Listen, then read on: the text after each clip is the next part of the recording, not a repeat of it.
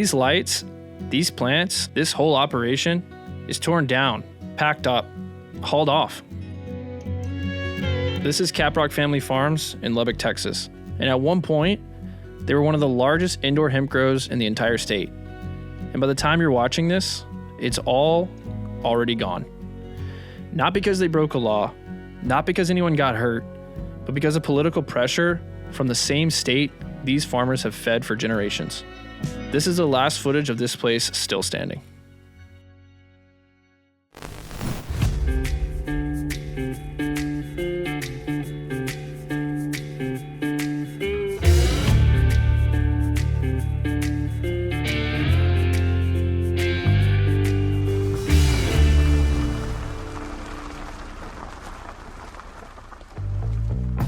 The family behind Caprock is not new to this.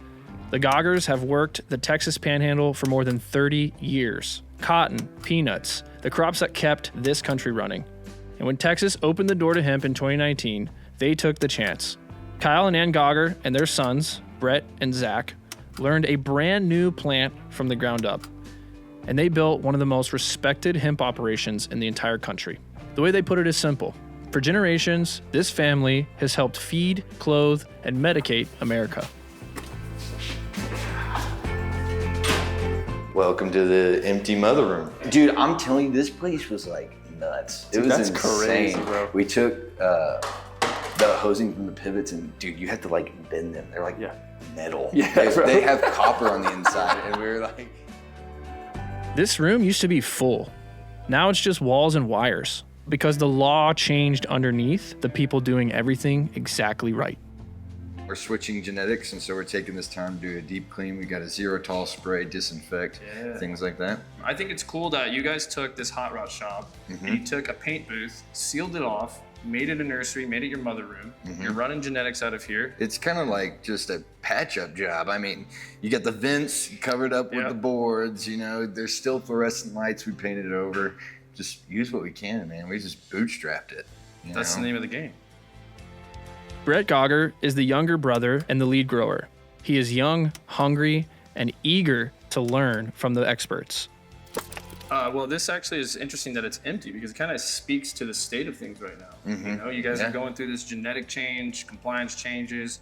Is that kind of what has led you guys to kind of clear out, start over? Yep, absolutely. This is the most empty this place has ever been. And even in our dry room, our stuff's already gone. It's sold out. So I wish we could give some stuff to these guys for them to try, but it's in the shop, man. It's already there. So no, we'll get them a taste. You ready to see the irrigation in this place? Let's do it. Keep these ladies watered. Let's go. Do it.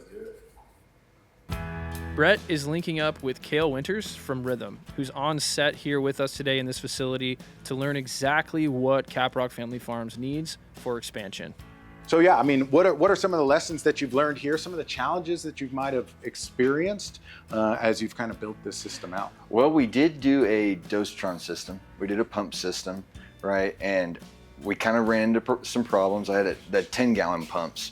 And that was a big curve because our flow rates weren't high enough. So, you know, it was underperforming. We had a lot of inconsistencies, a lot of hot zones coming through the line.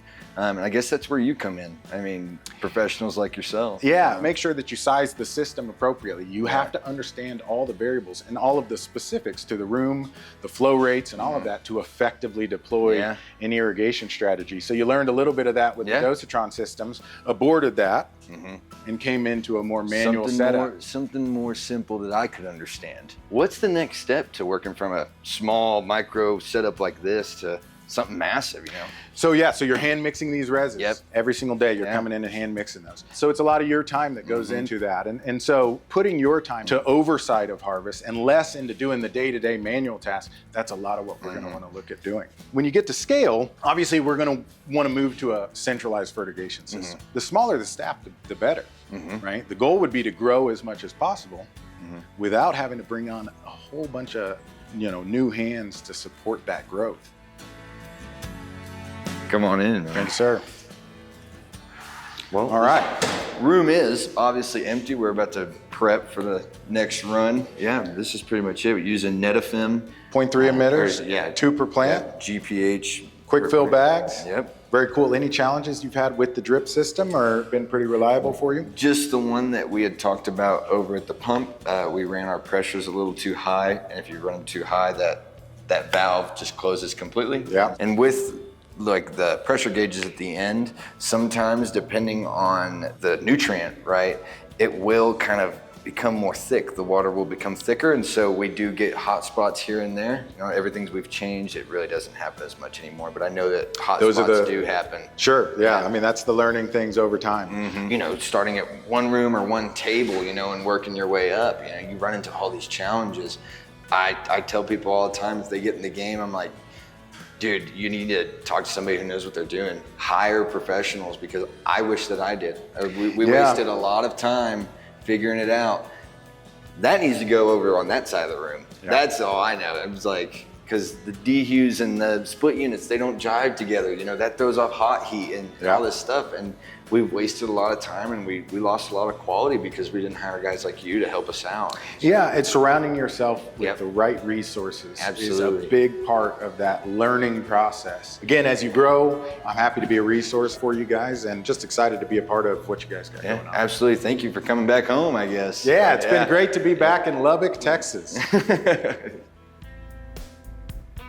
Okay, no more empty rooms. Brett's going to go ahead and link up with Jeff Funk from Organitech to talk about their nutrient needs and their pest mitigation. I never thought I'd be seeing this in Texas, man. Yeah, pretty nuts. You're doing a great job. Me neither. Yeah. Yeah. What are some of the strains you got right here? We got Trophy Wife and Purple Cowboy behind us. Purple Cowboy is one of our best sellers. Oh, dang. So, Purple Cowboy, look at this. We did this genetic. We've had it for, I don't know, a year now. We did 2 phenos out of 200 out of this one. But it's all coming to an end. We're about to do another pheno hunt, get some new strains in here, so we're pretty excited. Yeah, right on. No mold, no pests, nothing like that? No mold, no pests. Perfect. Yeah, a lot of times when you're bringing in clones, you know, these guys will swear that they are so clean. Oh yeah, you can, the Virgin Mary herself can eat up these leaves. There has never been PM on these leaves. And then sure as shit, as soon as you bust it out, and you get into flower, you start to see that. So, man, we've never bought a clone from anybody, so if we had a problem, it's on me. Stick to it, man. Keep everything in house like that. You guys are doing right. I know you're trying to scale up, and it's important to not get bigger and let the plants get ahead of you. Like, you need to give each row the same attention that you are every other, you know, and you can do that and treat them, spray them evenly.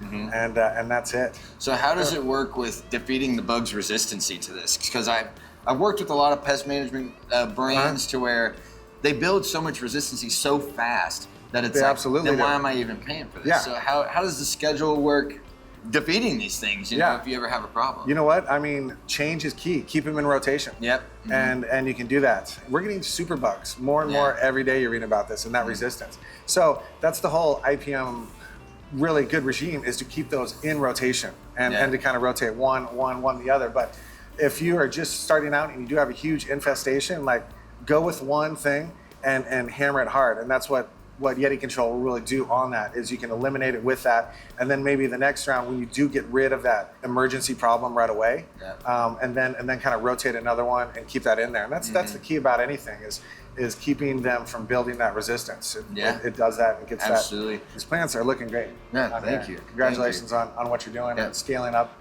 You guys are farmers. You know how it works. Yeah. How many generations?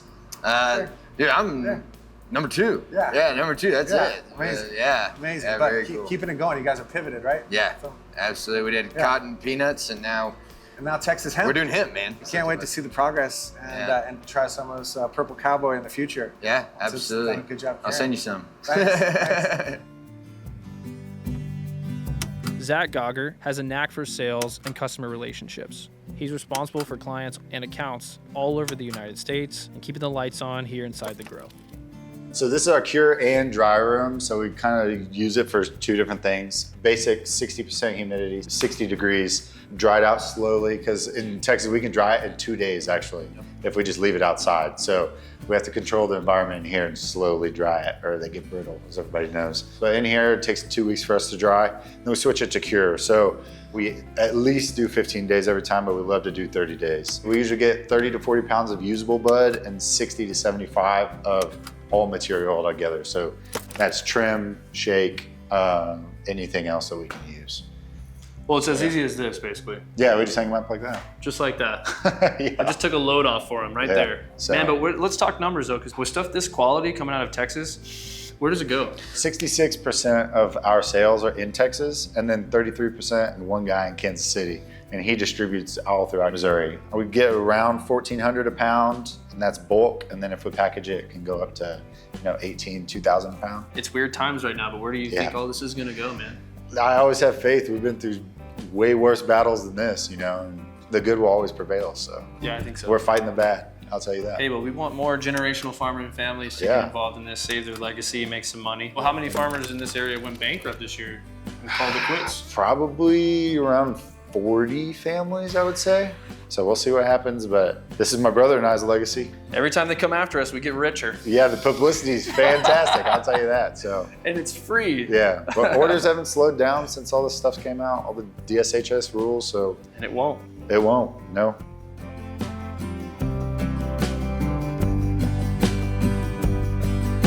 Before we left, we sat down with the people who make this farm possible.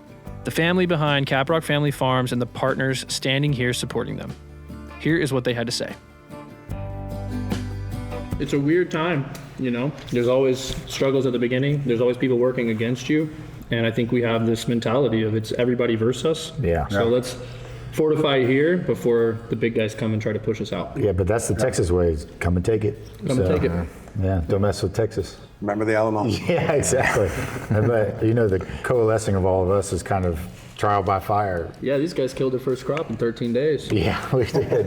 We did. So. That's a record. Put the photos on the screen. That actually is the fastest I've heard. Screen. So. You're never going to forget what you did wrong. Oh yeah. That's the truth. The best growers that we interact with are the ones that made the most mistakes. Mm-hmm. One of our friends, he made the best cotton crop of his life, and he'd been farming for 30 years, and he lost money. Yeah. Because there's no way to make money in it, especially now, this year. And so that's kind of where we're at now. So for me, it was the federally legal way forward. I want to bank, I want to write off all my expenses, I want to do this legitimately. And I think that that's helped us when the spotlight gets put on us and we have to take the stage and give our 2 minutes and defend everything that we've built. We know we've never broken a law. We know we've never done anything wrong because we're seeing the results and the effects out in the community almost immediately. I mean, how many people call you guys and say that you've saved their fucking life, basically? How many local people? I'm glad we kind of got that spotlight so we could actually go and say, hey, we're not going to take this. We're not going to take this shit. What? I'm just going to give up? So grandma can't get out of her wheelchair and enjoy life because we just quit. We need to put grandma on pills again. That's what we need to do. Give her pills, give her pharmaceuticals. It's really hard to walk away from someone like that or from a long list of people like that and just say, hey, sorry, I quit. It's too hard. Oh, the government's coming after me. Oh, it's uncomfortable. To me, that just keeps proving that it's fucking worth every single penny that we think it is. Yeah, that's got to be incredible. Mm-hmm. I mean, it really does. Well, from my end, I get happy whenever somebody calls me and says, hey, you helped my marriage because I don't have to be at a facility 7 days a week because I automated. You guys are saving lives. But yeah, how do you walk away from that? You don't. Yeah, you can. Yeah, you have to fight to the bitter end. Yeah. On your feet. Yeah. Yep. The family isn't finished. These are people who have outlasted droughts, market crashes, and policy changes that they never voted for. They do not simply quit. They persevere. This is the true state of Texas hemp. It does not always look pretty. It does not always get its fair shake, but it keeps moving. One farm, one family, one season at a time. Stay with us as we keep rolling down the hemp highway into the new era of cannabis cultivation.